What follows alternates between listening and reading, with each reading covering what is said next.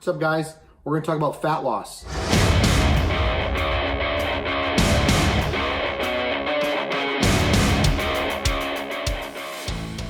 I'm going to show you guys 6 things to consider and to follow to kind of help your fat loss journey to make this a little more efficient for you. Basically, take out the guesswork. Well, first off, at this phase, I'm considering that people already know what their maintenance calories is. So the first step is to be in a caloric deficit. From your fats and carbohydrates, I suggest you dropping 500 calories. How you drop them out, whether the ratio from fats to carbs is your choice, but I would start with a 500 calorie deficit from your maintenance calories. The next step is make changes every 5 to 7 days. The biggest mistake people make is they make changes too often, too quickly, where case in point, they might be off point on their diet or in sleep and training for like say a day or two, and they go, I'm not losing weight, I'm gonna drop more calories to try to make up for their lack of adherence.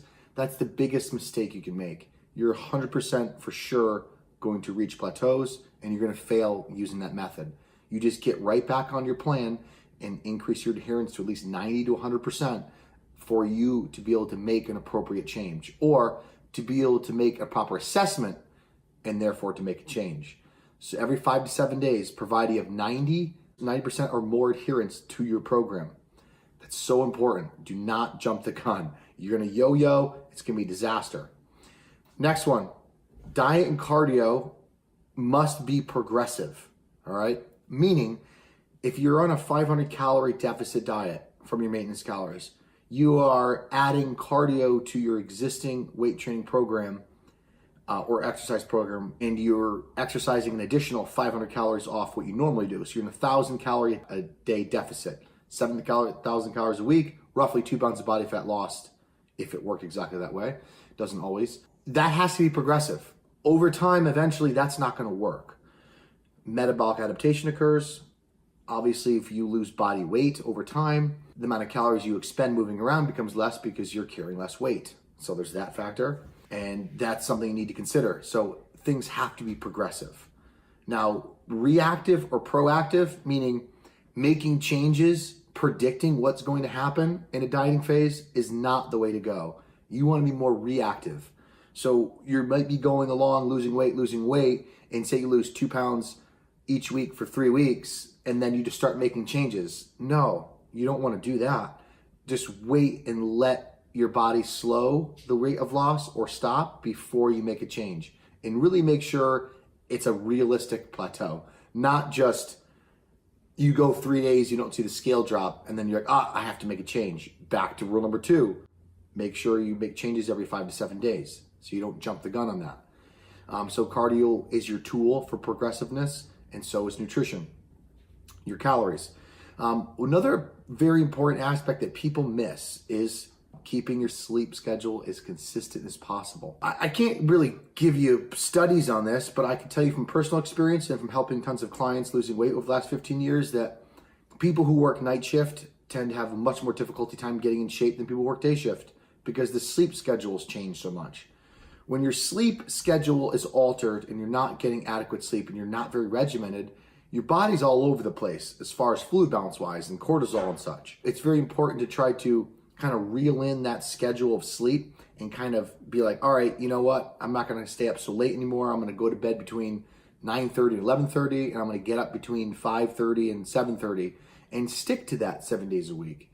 I can't tell you how much that will help you, because if you get into a situation where you start to get hungry, you're dieting, you're getting depleted, you're losing body fat, and you go even 1 or 2 nights with poor sleep, that poor sleep hits you like a truck.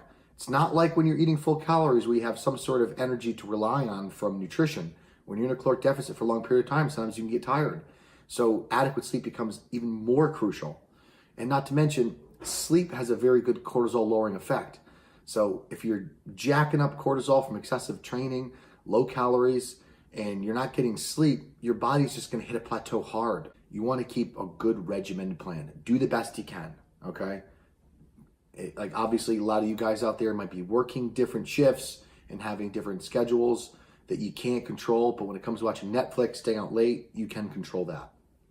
and of course, how late you sleep in on days that you can sleep in. A great tool that many people don't understand is step counting, steps.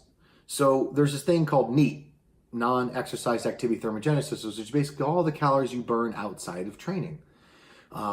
One very difficult obstacle for people who work in the desk job or a computer all day long is you might be sitting and sedentary for 8 hours. It's extremely hard to undo 8 hours of sedentary behavior with just adding copious amounts of cardio to create a large enough deficit to get to that physique, that leanness that you need. So it's important, I think, to track steps. Step is to make you aware of how much you're moving about in the day. That can expend an absurd amount of calories. Setting up a standing desk instead of a sitting desk, or doing a mix of both can greatly increase your calorie burn, maybe up to 300 to 500, 600 calories a day. And if you're somebody who is very sedentary, I mean, you're moving 2,000 to 4,000 steps per day, and your calories are low, and your cardio is already pretty high, there's nowhere else to go. So relying on steps is key, or NEAT. Same sort of thing, moving all about throughout the day. But one important thing about that is steps do not drive up fatigue as much as excessive cardio does.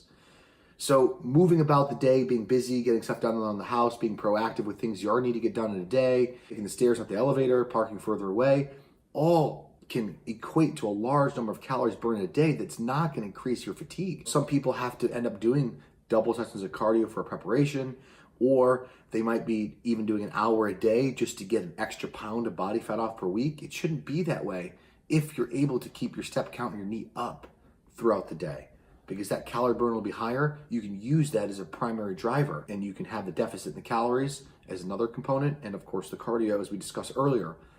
So getting a pedometer, a Fitbit, or anything like that that can help track your steps to let you know where you are on average, and you can use that as the third progression, because you have your nutrition progression, you have your cardio progression, and you have your step progression. Those are super useful tools that you can manipulate. People forget about the steps, especially those who are in working cubicles at a computer all day long. The last one is fat burners, all right? And a lot of people shake their heads at fat burners. Oh, they don't burn fat. Well, I'll tell you, if you're not on a really strict diet and you're not very consistent, those fat burners don't work as well. Caffeine, all that kind of stuff. Animal cuts, right? Animal cuts has a lot of ingredients in there that help the dieting process be a little more tolerable. It helps kind of fight the appetite a little bit, knocks down your appetite. It's got a little appetite suppressants in there. It helps with fat mobilization, like stimulants, caffeine. But what people don't realize is when you're eating lower calories, you're doing cardio, you're increasing your step count, you are being consistent with your schedule, you start to tend to move less, right? If you have less energy, you're like, may not do that, or I already hit my step count, I don't want to move. When people are stimulated, they move more. If you move more, you're expending calories. So a lot of people will say, hey, well, the fat burner doesn't sit there and burn fat off your body. No, it doesn't burn out, just sit there and burn fat off your body like crazy. It helps you assimilate the fat burning process. But most importantly, if you're energetic and you feel better, you're going to move more, which is going to equate to much more calorie burn through the day. So for example, my natural competitors who can't rely on some of the non-natural methods to get them shredded, I will usually save a fat burner like animal cuts to their last 4 to 6 weeks of prep. So what I end up doing is, as I exhaust more progression with calorie burn from cardio and steps, and I've lowered their calories, come to the point where maybe they need an extra jump because they're starting to get a little fatigue set in. So I will use animal cuts and fat burners similar to that nature over the counter to help increase that calorie burn by moving more, feeling better, helping with appetite, etc. So that's where they really shine. And you notice a huge difference. Case in point, I got a guy now, 3 weeks out, and we pushed him real hard, and he's within like 6 pounds of his contest weight, and we just started fat burner, and boom, we have a great, huge increase in rate of loss, because as that plateau started to hit in and we've exhausted a lot of the other options, we can help rely on that to give him a boost, because now he feels better at work, he's moving around more, and most important, he's expending more calories. So that's the key. So to review, guys, keep it very simple, because it is simple. It's a matter of discipline, following it, carrying it through, being stupid consistent. One, you gotta know your maintenance calories, and you gotta be in a caloric deficit. I suggest 500 calories drop to start from fats and carbs, leave the proteins the same. Make changes every 5 to 7 days. Do not jump the gun. And if you have lower than 90% adherence, do not make changes. Just get back on the plan and continue to follow as is. Third, cardio and nutrition need to be progressive, okay? So what has initially caused you to lose will eventually not cause you to lose. That's why you don't crash diet. That's why you don't go too low in calories or too high in cardio to start, because you have to go somewhere, okay? You gotta have stuff in your back pocket to pull out and play. Kind of like a hand you're playing cards.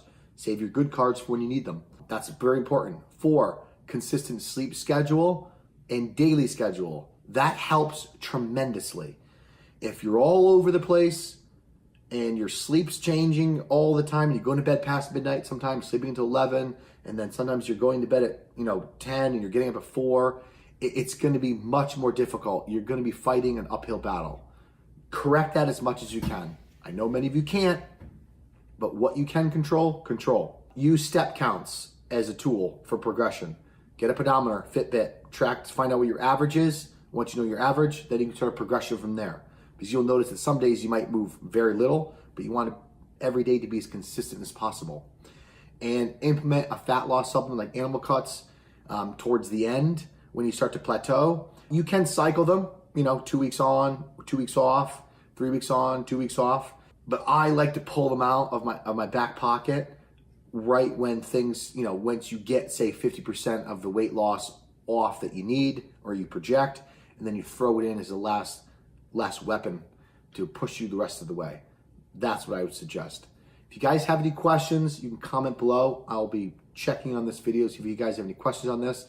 But these types of steps, I use them in contest prep, I use them in general weight loss, across the board. Hope you guys find this helpful.